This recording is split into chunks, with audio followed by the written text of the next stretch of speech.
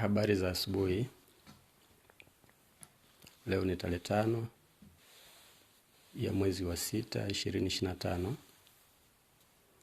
Katika mada zetu zilizopita,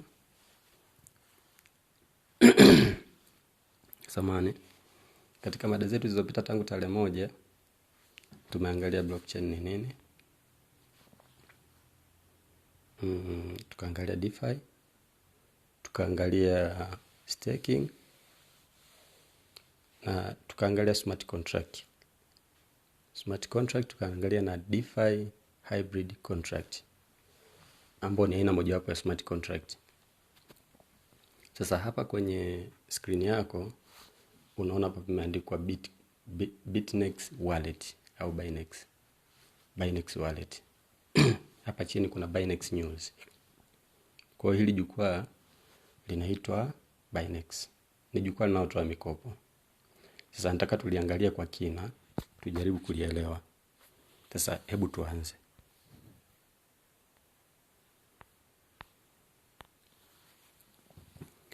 Tunaanza na ifahamu Binex. Ifahamu Binex, ambao ni siri ya kuuaga umaskini kwa dola 100. Dola 100 kwa fedha zetu za Kitanzania ni kama 270. Sasa 270 itakusaidia vipi wewe kuuaga umaskini? Sasa tunajifunza katika mada hii, tunaenda kujifunza Binex ni nini, staking ni nini, aina za mikataba na mpango wa hiari. Kualika watu au kujulisha watu ni mpango wa hiari, sio lazima.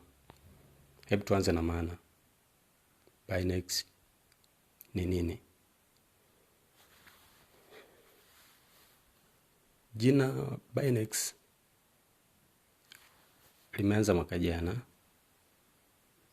kwenye mwezi wa 7 hivi mwishoni mpaka hivi sasa. Kabla ilikuwa inajulikana kama Cryptex. Hiyo ndio ilianza huko miaka 2016. Sasa kwa nini jina lilibadilika kutoka Cryptex kwa Binex? Waliingia matapeli ambao walikuwa wanatumia jina hili la Cryptex kufanya utapeli kwa watu, wakijaribu kuwadhulumu. Kwa watu wengi walipoteza fedha kwa sababu ya matapeli ambao walikuwa wanatumia jina Cryptex kufanya utapeli, kwa sababu ni mradi ambao ulikuwa unatoa fedha nyingi kwa watu. Kwa watu wengi walijaribu kujenga uaminifu, matapeli wakaingilia kati, wakawa wanadhulumu kwa kutumia jina la Cryptex. Kwa ikaanza kuhukumiwa au kulaumiwa sana kiasi ambacho ilitaka kupoteza watu wengi zaidi. Kwa sababu hiyo wakaamua kubadilisha jina kutoka Cryptex kwa Binex. Sasa Binex ni mradi wa jumuiya unaotumia itifaki za DeFi staking katika teknolojia ya blockchain kama njia yake ya kuzalisha mapato. Tuliona katika blockchain tukasema ni daftari la jumuiya au daftari linalomilikiwa na umma.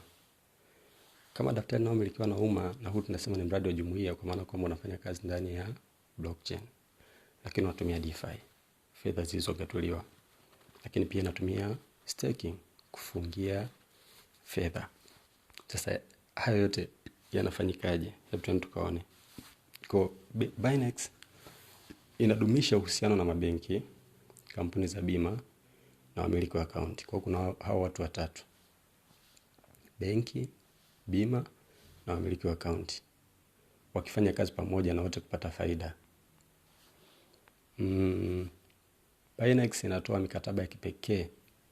Kwa kuna mikataba huko unaipata ya DeFi hybrid, ambayo inahusisha mikataba janja, smart contract tulishaona, na huduma za nje ya blockchain ambazo hizi tunaita ni Oracle network, huduma za nje ya blockchain au off-chain system zinazosaidia smart contract. Na hii ndo maana ya hybrid, kuunganisha kati ya on-chain ambazo ni smart contract na off-chain ambazo ni system za nje. Sasa kuna wamiliki wa akaunti za Binance zaidi ya milioni 1 duniani kote. Binance sio kampuni, hivyo haina kiongozi, CEO, wala haina makao makuu. Imekuwepo tangu mwaka 2016 ikidumisha uficho wa utambulisho, kwa hamna mwanachama yote anayejulikana wala waanzilisha wanaojulikana, pamoja na washiriki wake wote. Kumbuka, tunasema blockchain inafanya kazi ikiwa imegatuliwa. Kwa hata hii system pia imegatuliwa. So ugatuzi maana yake ni kwamba hamna mtu anayemiliki. Staking ni nini? Japo tulijifunza katika mada zilizopita. Ni njia ya kuweka sarafu zako za crypto zikiwa zimefungiwa au locked kwa muda maalum. Kwa muda maalum ili kuzalisha faida. Kwa una lock asset zako kwa muda maalum, labda miaka 2, 3, 4, 5 hivyo, ili uweze kupata faida. So sarafu zinazofungwa au zinazokuwa locked katika blockchain zina msaada mkubwa sana ndani ya blockchain, kwamba zinasaidia kuongeza ufanisi na ulinzi katika mtandao huo. Na matokeo yake, mwenye sarafu ambaye ni staker anapata gawio la faida kila siku. Sasa hii sawa na kuweka fixed deposit pesa zako katika benki zetu za kawaida. Mwenye fedha kikawaida ukienda kuweka fixed deposit utapata gawio. Labda kwa mwaka utapata 8% au 10%, inategemea na kiwango cha fedha na muda unaosubiri. Kwa utapata gawio la faida kulingana na urefu wa mkataba wa benki kushikilia fedha zako. Umewachia benki wafanye kazi na fedha zako kwa muda gani. So ushirikiano wa faida upo katika makundi 4. Kutakuwa kuna smart contract ambayo inatuunganisha kwa pamoja, ambayo hii smart contract inasimamiwa na Binance. Lakini kuna bima, ambayo bima kazi yake kubwa itakuwa kusimamia nini? Mkopo unatoka kwenye benki. Alafu kutakuwa kuna wewe hapo. Kwa benki itatoa mkopo, bima itausimamia, smart contract itaunganisha sisi wote, kuanzia mimi, benki na bima. Sasa ushirikiano wa faida jinsi unavyofanyika. Tunaanza na wewe hapo. Baada ya kupokea linki, yani umetumiwa linki na rafiki kwa upendo, kama kushirikisha, kushare na wewe hii fursa. Fungua akaunti bure kwa kutumia email na neno la siri peke yake. Haina masuala ya kitambulisho, haina mambo mengine mengi. Lipa ada ya mkopo au processing fee ya $100. Hapa imeandikwa kama shilingi 300,000, lakini ni kama 270,000. Chagua mkataba wa muda wa miaka 2, 3, 5 au 7 ndio iliyopo. Kuna hiyo mikataba ya 4, miaka 2, miaka 3, miaka 5 na miaka 7. Unaweza kuwa na mikataba zaidi ya mmoja. Kila mkataba utalipia $100 kila mmoja. Ukitaka tu kuongeza mkataba $100. Ushirikiano wa faida jinsi unavyofanyika, tupo katika sehemu ya pili ya benki. Benki hutoa mkopo baada ya kuweka $100. Benki inatoa mkopo moja kwa moja kwenye staking contract kwa niaba yako. Kiasi kinachotolewa ni $30,240 kwa mikataba ya miaka 2 na miaka 3 au $43,200 kwa mikataba ya miaka 5 na 7. So kwa kila mkataba benki inapata 5.5% hadi 6.75 kama faida yake kwa mwaka. Na mwisho wa mkataba fedha zote zinatolewa kama mkopo, inarejeshwa ilikotoka. Ushirikiano wa faida. Kitu cha 3 ni bima. Tumeanza wewe, tumekuja benki, tumekuja bima. Kampuni ya bima inalinda wallet za staking dhidi ya hasara au makosa yanayoweza kusababisha deni lisilipwe. Kwa yenyewe inapokea malipo ya $210 au 300 kwa kila mwezi kutoka katika kila mkataba unaolindwa. Katika miaka 2 na miaka 3 inapokea malipo ya $210.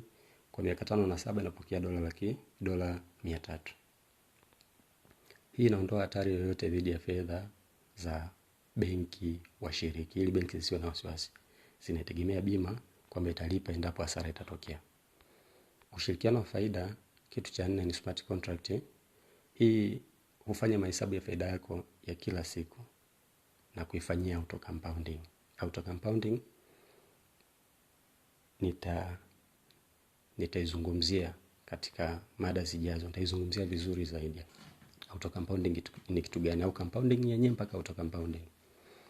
Alafu namba 2, smart contract inachokifanya hulipa benki faida yake kila mwaka pamoja na pesa zilizotolewa kama mkopo mwisho wa mkataba. Kwa zile mkopo unaopewa hautakaa kwako milele kwamba utabaki nao, hapana. Baada ya muda uliochagua kuisha, mkopo utarudi ulikotoka. Lakini pia namba 3, hulipa ada kwa kampuni ya bima kila mwezi na kukulipa wewe faida iliyobaki ifikapo mwisho wa mkataba wako. Kwa hiyo ndo kazi kubwa ya smart contract.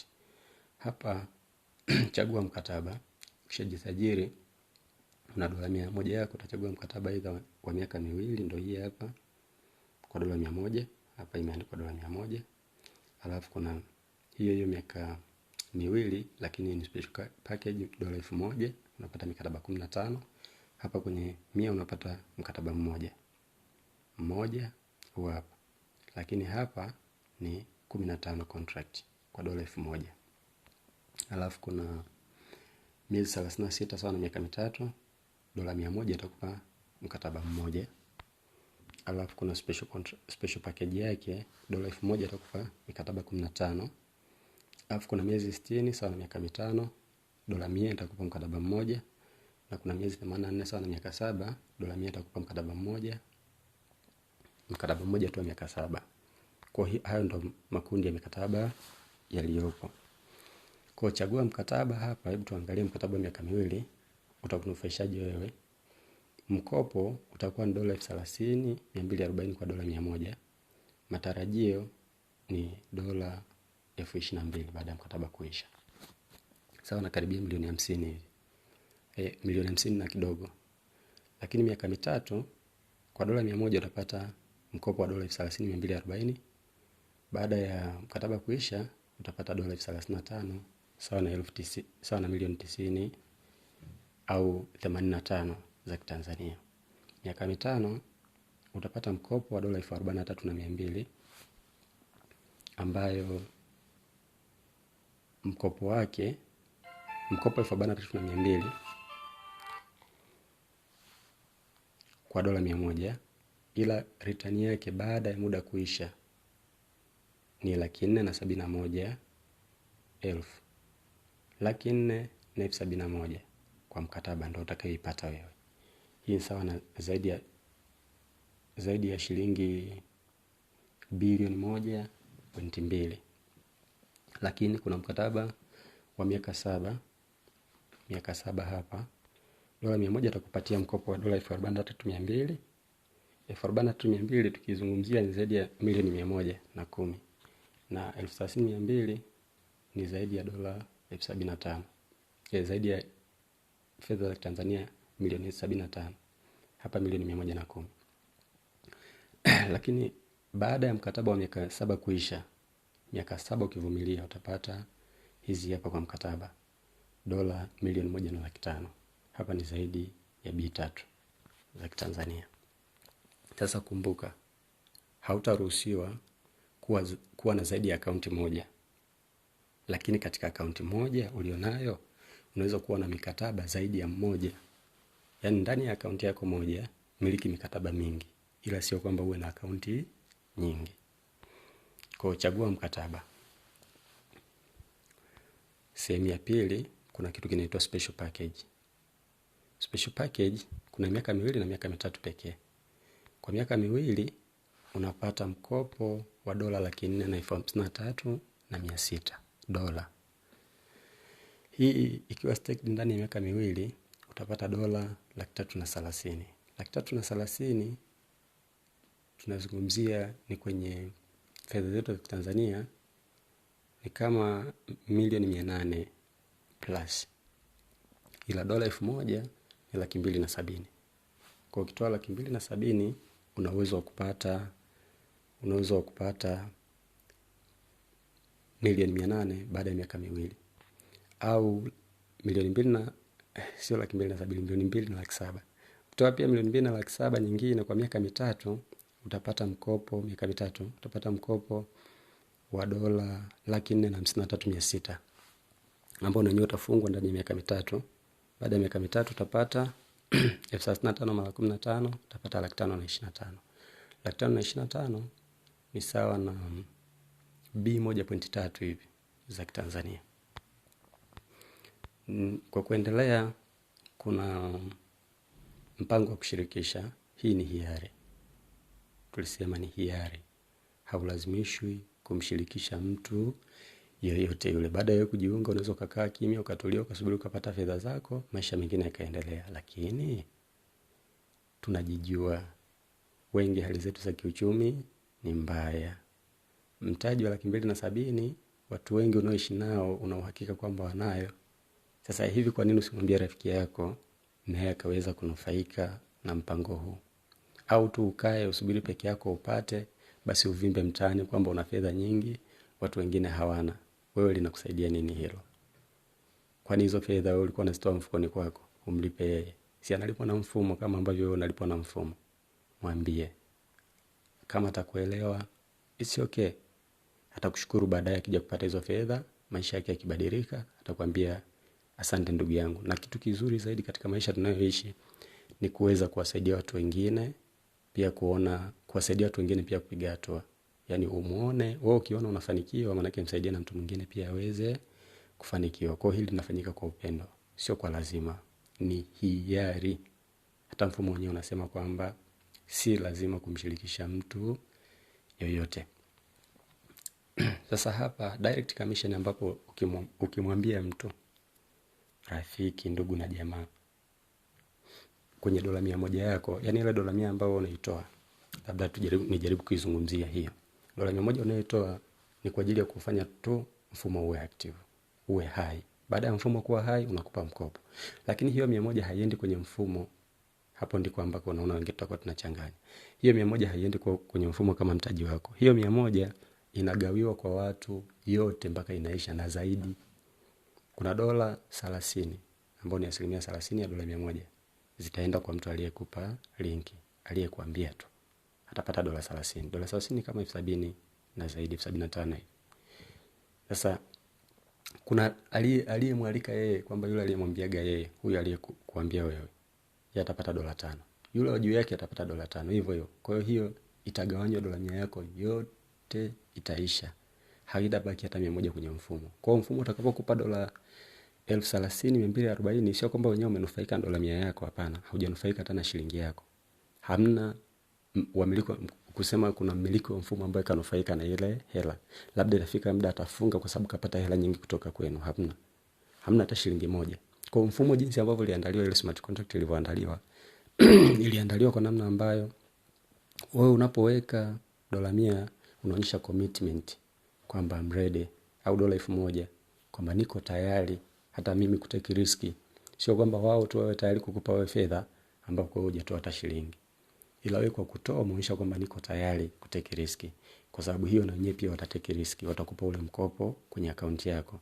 Wataufunga. Ule mkopo utafanya kazi ndani ya miaka 2, 3, 5 au 7.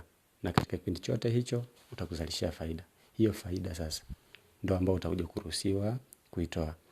Na hao wote tulioona kule juu, tumeona benki ambayo imetoa mkopo, yenyewe itachukua faida kwenye zile faida zako zilizozalishwa, sio kutoka mfukoni kwako.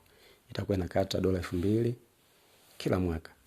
Lakini kuna bima, wao watakata $300 au $210 kila mwezi. Kila mwezi. Kwa mwaka kama ni 300 ni zaidi ya $3,000 ambayo imeenda kwenye bima peke yake. Lakini kuna Cryptex au Binex, wao watachukua $30 handling fee kila mwezi. Kila mwezi kwa mwaka mzima ni kama $360. Kwa 360 itakuwa imeingia kwao Binex kwa ajili ya kufanya tu handling, kuangalia huu mfumo interface, sio blockchain, inaangalia interface. Kwa kuna kwenye direct commission hapo tutakuwa tumeona kwa mbele $100 yako inaenda wapi. Alafu mwisho hapa gawio la faida la kila siku. Wewe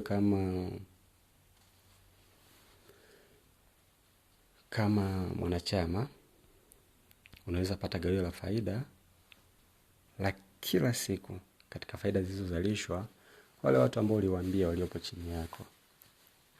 Kwa sasa tukienda kwa direct, baada ya muda wote kuisha, muda wote umeisha, hili gawio la faida linatoka mwisho wa mkataba. Hii direct commission ni pale tunapomwambia mtu kajiunga, unapata direct na unaweza ukaitoa. Ila hii ya chini haitoki. Kumbuka hata hicho huo mkopo ambao umepewa hapo juu pia hautoki. Na vitu vingine kidogo hapa vipo, labda kama mpango wa kushirikisha hiari. Ukitimiza vigezo, labda umealika watu, utapata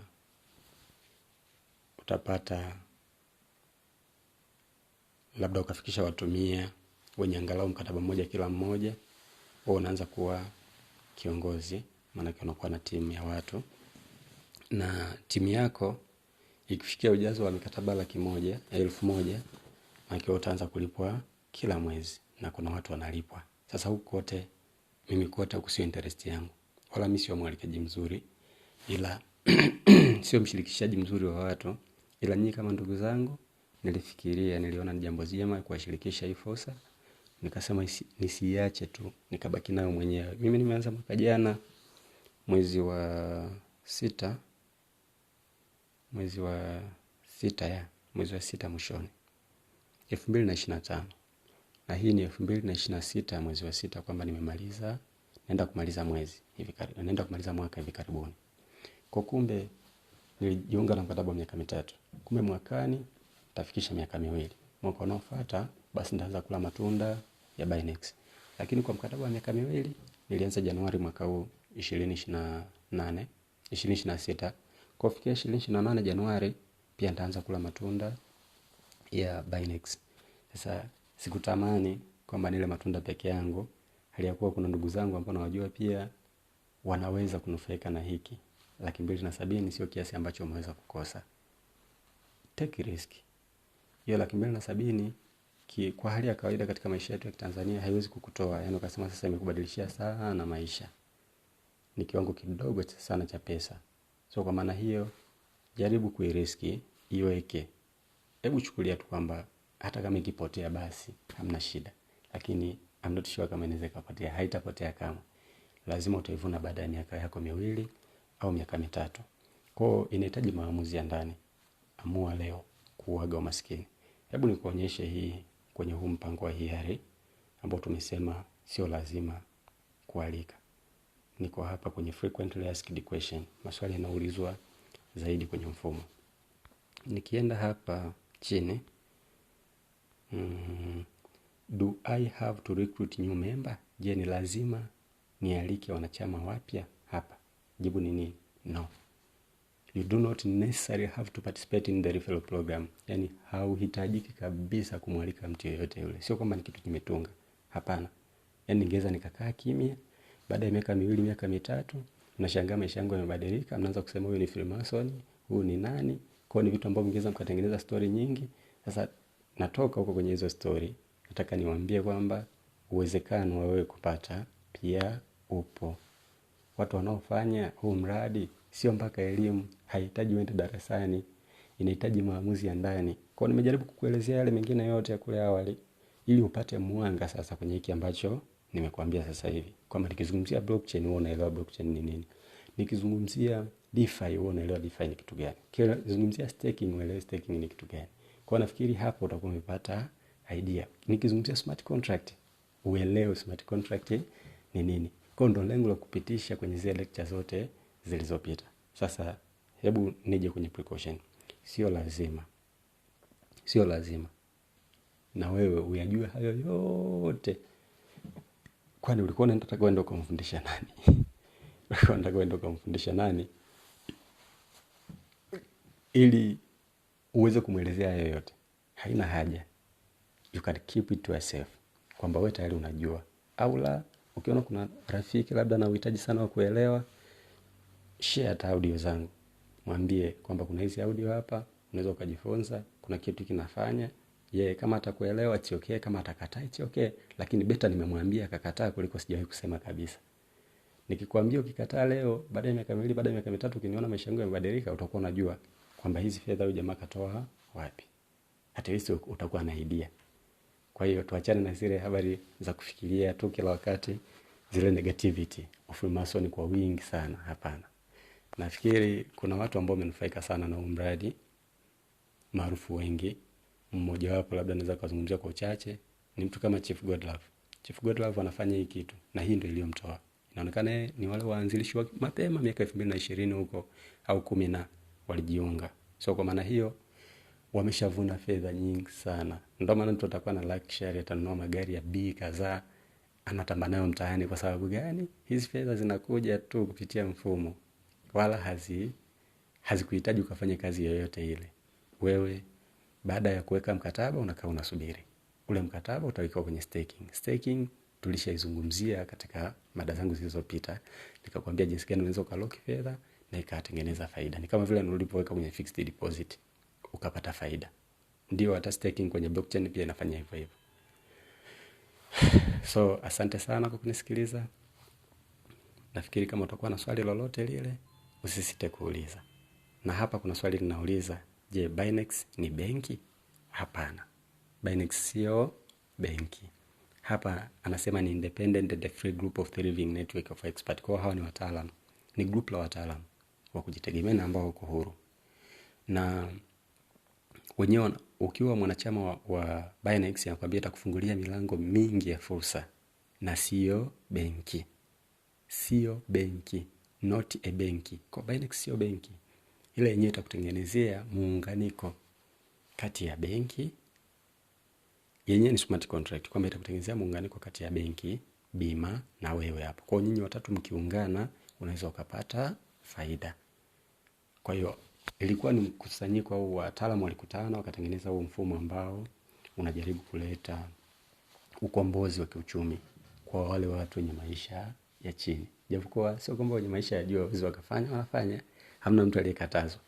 Na pia filosofia yao ni nini? Falsafa yao ya mfumo, achieve maximum growth with minimum effort and risk. Kwamba pata mafanikio makubwa kwa nguvu ndogo pia na riski ndogo. Riski ndogo kwa maana kwamba fedha uliyoweka ni ndogo sana kuliko wao waliokupa. Kwamba umeweka $100, wao wamekupa $30. $30 na $100 jamani zinakaribiana. Milioni 75 kwa 270. Mbona hata kukaribiana zikaribiana hata kidogo.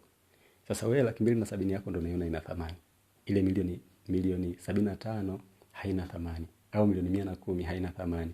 Ile 270 yako ndio yenye thamani. Sijajua kama tutakuwa tuko serious. Hebu tujaribu kufikiria kidogo, tujaribu kugeuza kidogo namna ya kufikiri. Nafikiri hapo umeelezea staking ni nini, what is staking. Kwa very basic level, staking means locking your crypto asset in a proof of stake blockchain for a certain period of time. Kwa hiyo ni kulock tu, kufungia crypto zako kwa muda fulani. For a certain period of time, kwa muda fulani. Kwa hiyo utakuwa umefungia mpaka huo muda utakapoisha. Nodi ni nini? Haya sasa yote tutayazungumzia wakati mwingine. Nafikiri mpaka hapo utakuwa umepata idea ya kutosha. Auto compound and auto purchase reward automatically converted to making asset shares confirmation. Kwa hiki tutakizungumzia sana kwenye mada zangu zinazokuja. Asante sana na uwe na wakati mwema.